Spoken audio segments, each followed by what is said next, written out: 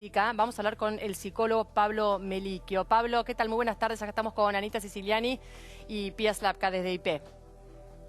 Hola Pía, hola Anita, buenas tardes, ¿cómo Hola, están? Pablo. Bien. Pablo, bueno, estamos hablando acá con Anita. Me imagino que debes haber escuchado un Sí, poco sí, sí, sí. la introducción. Y la pregunta principal sería, ¿no? ¿Cómo se puede hacer para contener a estos niños y niñas que se quedan sin su mamá después de haber sido asesinada por su Sí, padre, ¿no? sí, sí, primero quizás remarcar que por suerte desde hace 2 años y medio hay una ley, ¿sí? Que es la 27452, que establece que las hijas y los hijos de mujeres víctimas de violencia de género, ¿sí? De femicidio y de violencia intrafamiliar, hay un resarcimiento económico para que reciban una asistencia integral en salud, obviamente por sobre todo en salud mental, que es ahí donde vamos a poner un poco el foco, los daños que sin lugar a dudas quedan en estas niñas y niños, como decías vos recién, Pía, que muchas veces presencian, si es el padre, digamos que el femicidio no es no es un ciclo que llamamos el ciclo de la violencia, que es de antigua data y que no tiene freno, ¿no? Claro. Así que en ese sentido ya son víctimas estas niñas y niños de un contexto familiar violento, donde por sobre todas las cosas el violento es el hombre, ¿no es cierto? Sí. Ahora, Pablo, considerando esto que bien mencionabas, ¿no? Esta ley y lo que implica, ¿no? Un resarcimiento económico, pero Sí. no es todo, digo, porque la huella, ¿no? Tanto emocional como en la psiquis, digo, queda para toda la vida. Esa Sí, criatura sí. que quizá presenció o su mamá fue víctima de un femicidio a los 3 años, digo, o 5 o 7 años o 10, la edad que tenga la criatura, digo, tiene toda una vida por delante. ¿Cómo se sigue, Sí. no? Claro, siempre es importante señalar que lo más interesante que tiene la psicología, puntualmente el psicoanálisis, es el caso por caso. Habría que ver, no es lo mismo, Anita, pensar en una criatura de 1 año, ¿sí? Que en una preadolescente, no es lo mismo una niña que un niño. Pero para pensar así de una psicología un poco más social, el daño primero, obvio, lo recibe la mujer, ¿sí? Que es la principal víctima de la violencia, y mucho más si esto termina en la muerte de esta mujer. Después, en ese contexto que a veces es un poco acotado, donde hay algunos hijos e hijas. Y después también podemos pensar en un daño en el campo social, porque de alguna manera ustedes mujeres siguen sufriendo, ¿sí? Las secuelas de seguir, como decías vos, el espantoso reconto, ¿sí?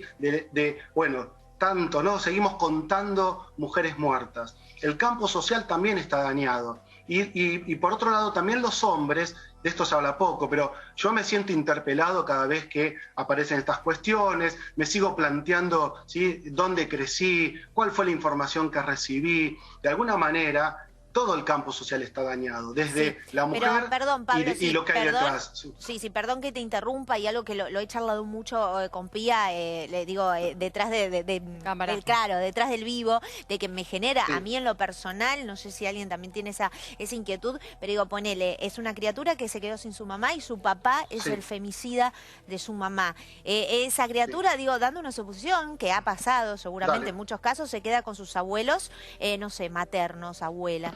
Y pide en algún momento ver a su papá. Su papá está preso. Digo, desde la contención psicológica, no sé, se da como un pie en, bueno, que vaya a ver a su papá, que es el femicida. Digo, ¿qué pasa? Porque es complejo, imagino, para los abuelos.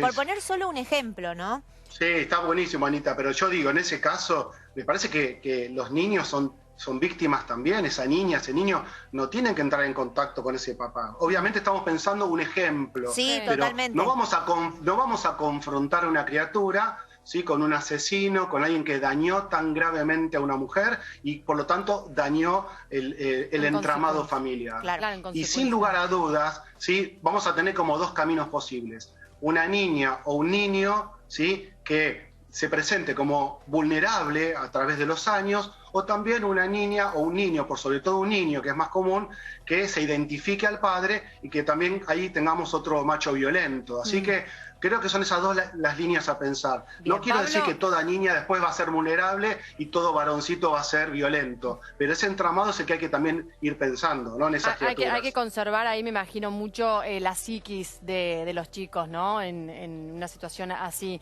Pablo, en un caso, por ejemplo, de un hijo o una hija que justamente perdió a su madre por el ataque de su padre, ¿no? Pero que no vivió esa situación y desconoce los motivos. ¿Siempre hay que decirles la verdad a los chicos? Sí, por claro, más dolorosa por que sea.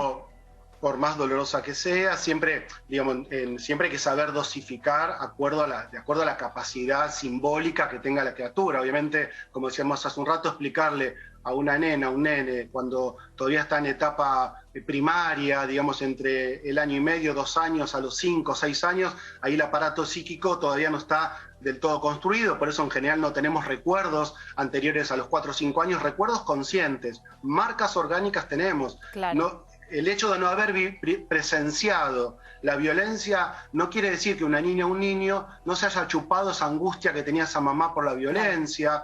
Los efectos emocionales igual están. Entonces se va sanando con el correr de los años, el confrontándose con la verdad y sanando desde la verdad, que hay que en algún momento decirla, ¿no? Yo he trabajado con algunos casos y es esto, porque cuando no se dice, se hacen síntomas. Lo no dicho se transforma en síntoma después. Claro. Pablo, sí, excelente, ¿no? Tener, digo, este espacio para poder comentar de esto, que es una arista que se desprende y es otra problemática. Es una realidad, aparte. Exacto, de lo que es una cuestión que nos atraviesa todos los días, los femicidios.